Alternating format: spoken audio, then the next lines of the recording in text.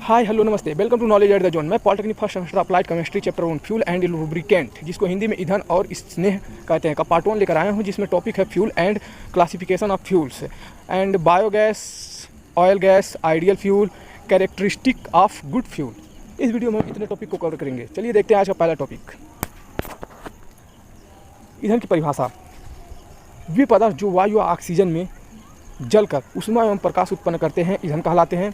इसका उदाहरण है कोयला, लकड़ी, मिट्टी का तेल तथा पेट्रोल।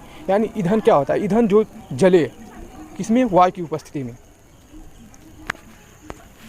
जैसे कि हम लोग जानते हैं, अगर हम किसी भी ईंधन को ऑक्सीजन की उपस्थिति में जलाएंगे तो उसमें हमको ऊष्मा, प्रकाश और उत्पाद प्राप्त होगा।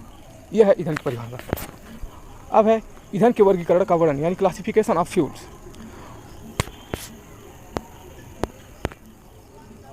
भौतिक अवस्था के आधार पर ईंधन को निम्न 3 वर्गों में रखा गया है। पहला ठोस ईंधन, दूसरा है द्रव ईंधन, तीसरा है गैसीय ईंधन। इन्हें पुनः 2 उपवर्गों में विभाजित किया गया है। जैसे अगर हम ठोस ईंधन को लेंगे तो हम इसको 2 उपवर्गों में बांटेंगे, जिसको कहेंगे प्राकृतिक ईंधन, जिसे इंग्लिश में नेचुरल फ्यूल्स कहते हैं, और दूसरा है निर्मित ईंधन, जिसे प्रिपेयर्ड फ्यूल्स कहते हैं। यानी हम ठोस ईंधन को भी दो उपवर्गों में विभाजित करेंगे, और द्रव को भी और गैस को भी। तो चलिए देखते हैं आज का इसमें का पहला टॉपिक। पहला सॉलिड फ्यूल्स। सॉलिड फ्यूल्स का मतलब है ठोस ईंधन। वे ईंधन जो ठोस अवस्था में पाए जाते हैं ठोस ईंधन कहलाते हैं। जैसे लकड़ी क्या है? ठोस अवस्था में पाया जाता है। कोयला क्या है? ठोस अवस्था में पाया जाता है। और इसकी विशेषताएं होती है इनके दहन के पश्चात राख बच जाती है। यानी जब हम इसको दहन करते हैं तो राख क्या हो जाती है? बच जाती है। और ये जलाने पर कम ऊष्मा उत्पन्न करते हैं। 2 विशेषताएं हैं इसकी। और ठोस ईंधन को भी हम बताएं, प्राकृतिक ईंधन 2 वर्गों में बांटा गया, और एक निर्मित ईंधन। तो प्राकृतिक ईंधन में लकड़ी, कोयला आते हैं, और निर्मित ठोस ईंधन जिनको हम खुद बनाते हैं तो लकड़ी का कोयला होता है, और चारकोल होता है, और कोल होता है आदि। ये इसके 2 उपवर्ग हैं। अगला है लिक्विड फ्यूल, जिसको हम कहते हैं द्रव ईंधन। वे ईंधन जो द्रव अवस्था में होते हैं द्रव ईंधन कहलाते हैं। जैसे हो गया हमारा डीजल, पेट्रोल, मिट्टी का तेल, ये सब क्या है? इसके उदाहरण हैं। अब इसकी विशेषताएं क्या होती हैं? इनके दहन के पश्चात राख नहीं बचती, क्योंकि क्या लिक्विड है, यानी द्रव है, भाप में उड़ जाता है बनके। ये ईंधन मात्रा में ऊष्मा उत्पन्न करते हैं, यानी अधिक मात्रा में ऊष्मा उत्पन्न करते हैं। और इसके पहले जो था वो कम मात्रा में ऊष्मा उत्पन्न करता है, यानी इससे क्या होता है? कम मात्रा में ऊष्मा उत्पन्न करता है। और इसके देखते हैं 2 उपवर्ग कौन से? तो प्राकृतिक द्रव, यानी प्राकृतिक द्रव ईंधन, इसमें क्या होता है? पेट्रोलियम होता है। और निर्मित इस ठोस ईंधन जो होता है वो होता है केरोसिन होता है, डीजल होता है, गैसोलीन होता है, और एल्कोहल होता है। अगला है गैसियस फ्यूल्स। वे ईंधन जो गैसीय अवस्था में पाए जाते हैं गैसीय ईंधन कहलाते हैं। जैसे है एलपीजी, हाइड्रोजन। और इसकी विशेषताएं हैं इनके दहन के पश्चात राख नहीं बचती। ये बहुत अधिक मात्रा में ऊष्मा उत्पन्न करते हैं, इसकी विशेषताएं हैं। और इसके 2 उपवर्ग हैं। प्राकृतिक गैसीय ईंधन क्या होता है? प्राकृतिक गैस है।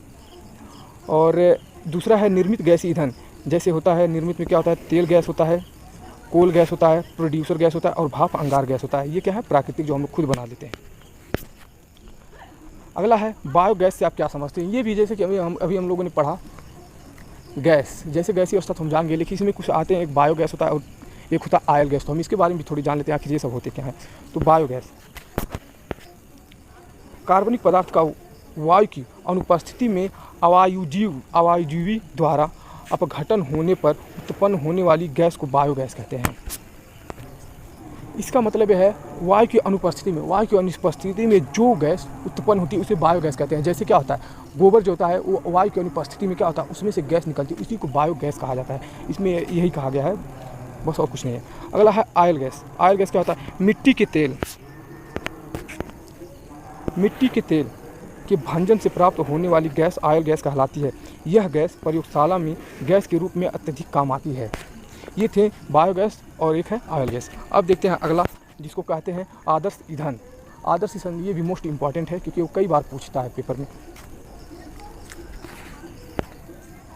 आदर्श ईंधन किसे कहते हैं? इसके लक्षणों का वर्णन कीजिए। तो आदर्श ईंधन वह ईंधन जिसका ऊष्मीय मान उच्च हो, जो सस्ता और आसानी से उपलब्ध हो सके, आदर्श ईंधन कहलाते हैं। आदर्श ईंधन की पहचान क्या होती है? वो सस्ता होता है और आसानी से उपलब्ध होता है, और इसका ऊष्मीय मान क्या हो? उच्च हो। एक अच्छे ईंधन के निम्नलिखित लक्षण या विशेषताएं होती हैं।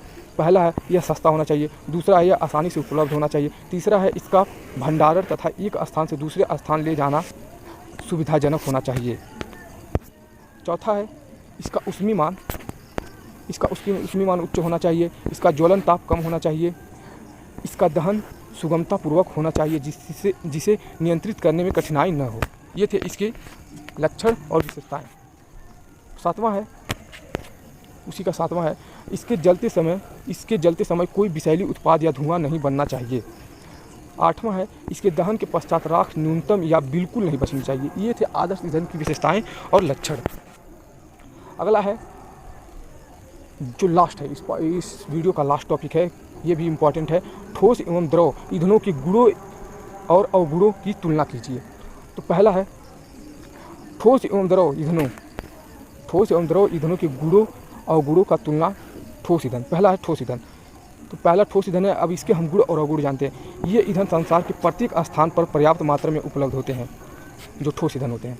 दूसरा है इसके परिवहन में कठिनाइयाँ होती हैं, यानी परिवहन में ले जाने में ये कम ज्वलनशील होते हैं। चौथा है इसका कैलोरी मान निम्न होता है। पांचवा है ये जलने पर धुआं तथा राख जैसे अवशेष छोड़ देते हैं। छठवां है इनमें से विस्फोटक की संभावना नहीं होती है। सातवां है इन्हें नियंत्रित करना कठिन होता है। आठवां है इनके संग्रहण में कम सावधानियां रखनी पड़ती है। अब देखते हैं द्रव ईंधन। द्रव ईंधन के गुण और अवगुण। पहला है यह ईंधन संसार के प्रत्येक स्थान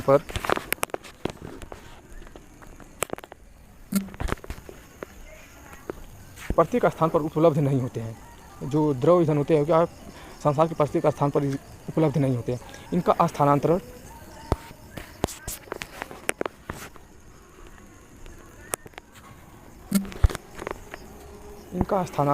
सरलता से हो जाता है। तीसरा है ये अधिक ज्वलनशील होते हैं। चौथा है इनका कैलोरी मान उच्च होता है।